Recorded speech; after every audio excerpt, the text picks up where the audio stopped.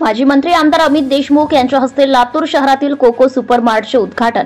राज्याचे माजी वैद्यकीय शिक्षण सांस्कृतिक कार्यमंत्री व लातूर जिल्ह्याचे माजी पालकमंत्री आमदार अमित विलासराव देशमुख यांच्या हस्ते गुरुवार दिनांक 5 डिसेंबर 2024 रोजी लातूर शहरातील छत्रपती शिवाजी महाराज चौक परिसरातील अंबाजोगाई रोडवरील उमरखा कायमखाने यांच्या पुढाकारातून उभारलेल्या सर्व सोयींनी युक्त अत्याधुनिक कोको सुपरमार्टचे उद्घाटन करण्यात आले।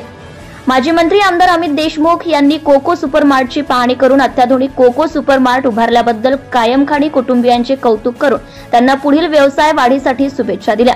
यावेळी लातूर शहर जिल्हा काँग्रेस कमिटीचे अध्यक्ष किरण जाधव, विलास कोऑपरेटिव्ह बँकचे व्हाईस चेअरमन समद पटेल, डॉक्टर अशोक पोद्दार परदेशी, असलम खान साहेब कायमखानी, जकी खान साहेब कायमखानी, डॉक्टर साकेब खान साहब कायमखानी, उमरखा कायमखानी, फैजल कायमखानी, खलीद कायमखानी, मुबशीर कायमखानी, मुक्तदीर कायमखानी, गणेश देशमुख, आयुब मणियार, पप्पू देशमुख, दत्ता सोमवंशी आदींसह कायमखानी कुटुंबीय, मित्र परिवार, काँग्रेस पक्षाचे विविध पदाधिकारी, कार्यकर्ते आणि नागरिक उपस्थित होते।